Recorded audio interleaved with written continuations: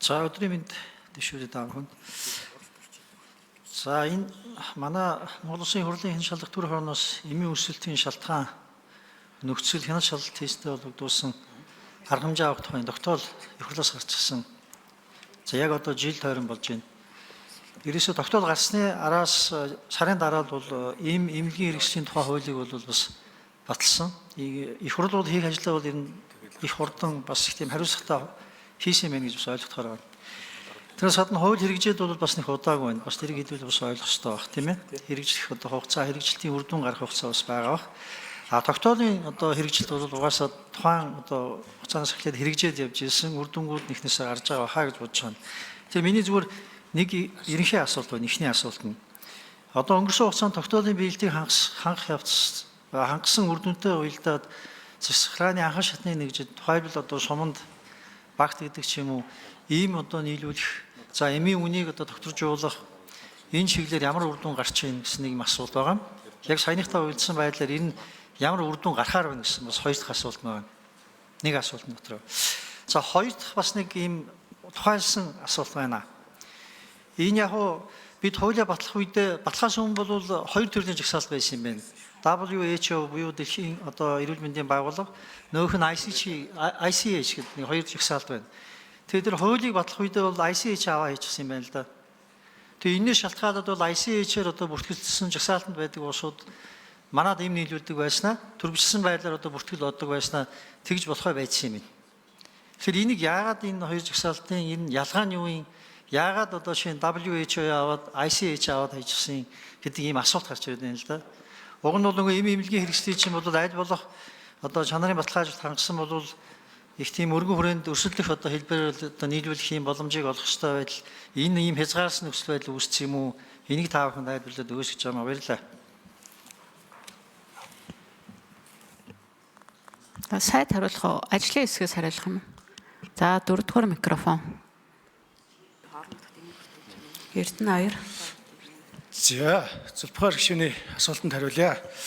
Энэ хуулийн дээр одоо энэ зохицуултуудын үед эхний үед бол одоо бидний хатуу зохицуулгатай гэдэг байдлаар ICH гэдгээр одоо бас орж явж исэн бол ер нь бид бүхэн бас энэ хууль эрх зүйн баримт төчүүдийг гаргах дээр дэлхийн эрүүл мэндийн байгууллагаас зөвлөмж олгож байгаа энэ арга хэмжээ ялангуяа тухайн улс орны засгийн газар болон эрүүл мэндийн яамд хандсан энэ одоо бодлогын арга хэмжээнүүдээр тусгагдсан одоо энэ төлөвчлийн түвшин гэж бид яриад байгаа maturity level гэж олон улсын хэлгээр явж байгаа.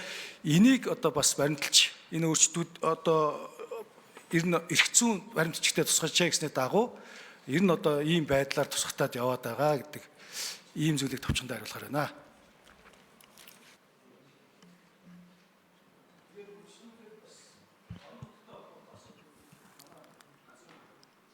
За 3 дугаар микрофоныг өгнө. Их туяа. Сайн байна уу? Зөвлөхөр гишүүний асуултанд хариулъя. Тэгэхээр ер нь одоо Монгол улс эрүүл мэндийн салбарт барьж байгаа эмийн бодлоготой холбоотойгоор худалдаа авалт, нэг их үйлсөөр, за эмийн чанар, аюулгүй байдал, цахим тогтолцоо гэдэг энэ бүгдийг хэрэгжүүлснээр эмийн чанар хүртэем сайжирна гэж үзэж байгаа. Тухайлх юм бол одоо 21 аймгийн нийт сумдын судалгаагаар авч үзвэл одоо нэг сумдад зөвхөн сумдад ч гэсэн 1276 эмийн сан ажиллаж байгаа. Өөрөөр хэлэх юм бол одоо Хинтээ аймгийн нэг сум 2 тосгоноос бусад бүх одоо суманд эмийн сантай байгаа гэсэн үг. Тэгэхээр энэ одоо эмийн хүртээмж хангамжийн бодлого зохицуулалтын үйл ажиллагаа хэрэгжээд эхлэх юм бол энэ одоо сумдад эмийн хүртээмж нэмэгдэх цаашлаад сумд ажиллаж байгаа амьдарч байгаа иргэд маань чанартай эмийг хямд үнээр авах боломжийг бүрдүүлнэ гэж харж байгаа. Дээр нь энэ цахим тогтолцоогоор ороод ирснээрээ бид нар эмийг цувралаараа хянснараа тухайн эм маань аль сум, аль аймаг, аль эмийн санд ямар үнээр ямар тоо хэмжээгээр хүрж байгаа вэ гэдгийг харах боломж бүрдэх юм давуу талтай. Ер нь бол одоо бид манай салбарын барьж байгаа бодлого бол гол зохицуулалт бол хангамж хүртээмж чанар дээр анхаарч байгаа. Баярлалаа. Зөвлөхөр гишүүн тодруулаг хийнэ. За баярлалаа. Нэгдүгээр асуудал дээр бол ямар ч үр дүн бол гарах нь их тодорхой байна гэдэг ийм хариулт авлаа. Хоёр дахь асуулт дээр. Эхний асуултаа би ахиад тодруулах гэдэг нь саяда нөгөө maturity level буюу энэ боловсронгуй болсон түвшин юм байна шүү дээ. Тэгэхээр энэ боловсронгуй болсон түвшин ICH дээр одоо доогуур нөгөө WHO дээр бол өндөр байдаг учраас бид нар хуулинд ингэж оруулсан юм уу? Энэ шалтгаалаад одоо бидний чинь баг дахиад ийм худалдан авах, нийлүүлэх ийм өргөн боломж байсныг их хязгаарлаад хайцсан ийм байдал бас үүсэж байна уу? Тэрнээс гадна энэ чинь нөгөө төрөвчлсөн бүртгэл учраас төрөвчлсөн бүртгэл хийдгүү учраас нөгөө урд нь нийлүүлжсэн гадны ч ба дотны одоо компаниуд тэрийг нийлүүлэхтэй холбоотой бид нар захиргааны бас ийм процесс үүсгэсэн юм шүү. Энийг л одоо асуусан, надруула бичиг ирүүлсэн ийм л юм байгаа учраас би нэг зориуд бас тодруулж асуумаар байна дахиад. Ажлын хэсгээс хэн хариулах вэ? За 2 дугаар микрофон албан тушаалаа хэлээрэй. Цэцгээ. За та бүхэнд өдрийн мэнд хүргэе. Миний нэр Цэцгээ, Эми аюулгүй байдлын танил суулганы газрын дарга. Ер нь maturity level гэдэг нь одоо сүүлийн үед дэлхийн эрүүл мэндийн байгууллагаас бүх дэлхийн эмийн зохицуулалтын байгууллагуудыг төлөвшлийн төвшнгөөр нь шинэ одоо бенчмарк тогтоосон ийм шалгуур, маш олон шалгуурыг тогтоосон ийм аргачлал байгаа юм. Эмийн зохицуулалтаар нь үнэлэхэд одоо манайх бол өөрсдийн үнэлгээ хийгээд үзэхээр эмийн зохицуулалтаар 1-ээс 4-р левел гэж үздэг бол манайх анхан шатны зохицуулалт хийж байгаа. Ер нь хамгийн анх нэг Солонгос, Швейцар, Сингапур энэ төр хамгийн дээдлийн буюу 4-р шатанд орсон. Одоо нэмээд нэг 20 хэдэн улс ороод 30 улс энэ maturity level-ээр хамгийн өндөр түвшинд хүрсэн байгаа. Stringent regulatory countries гэдэг нөгөө бидний өмнө ингээ баримтлаад яваад байсан юм болвол ер нь тендерт худалдан авалтанд энэ улсуудын одоо Японы, Английн, одоо Америк, Канадын тэр хатуу зохицуулалттай улс орнуудын эмийг хэрэглээч гэдэг тийм агуулгаар бус улс орнуудад зөвлөдөг байсан. Тэгэхээр одоо тэр агуулга нь хангамж хүртээмж гэхээс илүү чанар аюулгүй байдалд нь илүү одоо анхаарал тавьсан ийм шалгуур үзүүлэлтүүд гэсэн үг. Одоо бенчмарк болгоцсон одоо maturity level гэдэг бол манайх бол одоо тэгээд эндээ бэлтгээд бүх дүрм журмаа боловсруулад явж байгаа. Дэлхийн эрүүл мэндийн байгууллагаас зөвлөгөөгөө аваад. За бэсэнг зөвлөхөр гişүн тодруулга.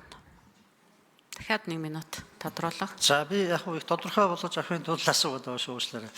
Энэ ICH-ийг бол надад ингэж хариулж өгсөн байна. Дэлхийн эрүүл мэндийн байгууллагаас зөвшөөрсөн жагсаалт буюу ICH нь зөвхөн өндөр зохицуулалтад чон хэдэн улсад төвлөрдөг гэсэн байна. Тэгэхээр энэ ICH бол өөрийнх өндөр түвшний одоо тийм maturity level буюу таны одоо хөрсөн түвшний өндөр түвшний улс тараад байна шүү дээ. Тийм одоо эмийн үйлдвэрүүд юм жагсаалт байна гэж байгаа. Тэгэхээр тэрийг яагаад авч болохгүй юм гэж ас гайхаад байгаа байхгүй юу? Тэр тэргүй эн чинь өндөр түвшнийхэн бол чанарын шаардлага бол хангаж яана гэдэг хариулт шууд гарч ирээд идэг. Тэгэхээр бид нар энийг авахгүй гэдгийг шууд гаргаа хийчихээр зэрэг нөгөөхөр явна гэхээр зэрэг энэ сонголтоо хязгаарлаж байгаа юм шүү. Тэр тэргүй чанартай л байг. Чанартайгаа тохирсон одоо жишээ нь үн байвал тэндээс тэргүй сонголт хийн штэ. Тэгэхээр энийг цаашдаа бид яах ёстой? Энэ дээр та бүхэн ямар бодолтой байна? За 4 дугаар микрофон хариулна. Эрдэнэер. За энэ нэмэлт асуултан дээр бас тодруулж өгье гэж. Ер нь энэ дэлхийн эрүүл мэндийн байгууллагын энэ сүүлийн maturity level гэдэг нь болохоор энэ ICH-ийн үзүүлэлтүүдийг бүгдийг өөрөө багтаацсан ийм өргөжүүлсэн ийм зөвлөмж байгаад байгаа. Тэгээ энэ дээр бас янз бүрийн байдлаар одоо одоо зохицуулалтын юмнуудаа бас илүү бас нээлттэй болгож өгөх энэ тал дээр нэгдүгээрт уялдуулсан байж байгаа. Хоёрдугаарт нь ер нь өмнөх хууль хэлцэх үед дээр бас энэ асуудал яригдсан юм байна. Нэлээх хэмжээнд хөндөгдөөд тэгээд энэ одоо maturity level гэдгээ барай явъя. Энэ илүү өргөжүүлсэн ойлголтууд байгаа юм байна. Сүүд бас дэлхийн эрүүл мэндийн байгууллагаас гарсан зөвлөмжчээс энэ ойлголтоор явъя гэдэг дээр тогтож хуулинд ингэж одоо бас орж явсан юм байна. За 1 минут тодруулах зөвлөхөр гişүн. За хуулийн дээр тийм байгаа учраас хуулиа яаж хэрэгжүүлэх нь та бүхний үүрэг учраас та бүхний хариултыг бол би ойлгож байна. Гэхдээ таны саяны хариултаас бол ICH-ийн шалгууруудыг угаасаа maturity level одоо хангаж байгаа гэж байна шүү дээ. Энэ дотор агуулсан. Тэгвэл бид нар ICH-ийг зөвшөөрөөд энэгээр одоо жагсаалтанд байгаа юмуудын төрөвчлсөн байдлаар бүртгэж болохоор байгаа юм шүү.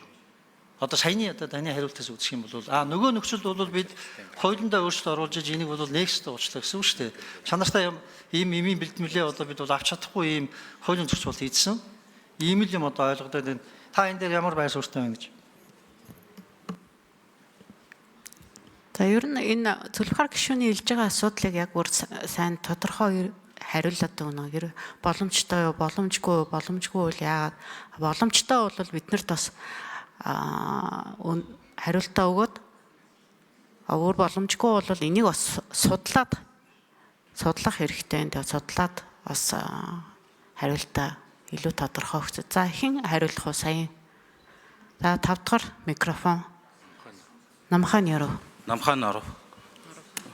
Ер нь Дэлхийн эрүүл мэндийн байгууллага өмнөх жилүүдэд хатуу зохицуулалттай орнуудыг хатуу зохицуулалттай орны чагсаалтыг мөрдөхийг илүү зөвлөдөг байсан бол сүүлийн жилүүдэд тэр төлөвчлийн зэрэг дээр үндэслэн Дэлхийн эрүүл мэндийн байгууллагаас хүлээн зөвшөөрөгдсөн зохицуулалттай улс гэдэг тэр чагсаалтыг илүү мөрддөг болсон. Тэгэд ICH-д одоо цөөн хэдэн орн байдаг байсан бол одоо бол Дэлхийн эрүүл мэндийн байгууллагын зөвшөөрсөн зохицуулалттай байгууллага гэдэгт 34 улс байгаа. Тэгээд мөн хатуу зохицуулалттай зарим улсууд энэ листэнд орохоор шилжилтийн шатандаа үнэлгээ хийгдэж байгаа. Тэрэнд нь бол Турк болон Англи гэх мэт улсууд бол энэ Дэлхийн эрүүл мэндийн байгууллагын зөвшөөрсөн зохицуулалттай байгууллагын листэнд орохоор үнэлгээ хийгдэж байгаа. Тэгэхээр гишүүнэд тавьж байгаа асуудалт бол нэгдүгээрт нь энэ үнэлгээ хийгдээд Турк листэнд орох юм бол төрөвчлсөн бүртгэлээр эмн бүрт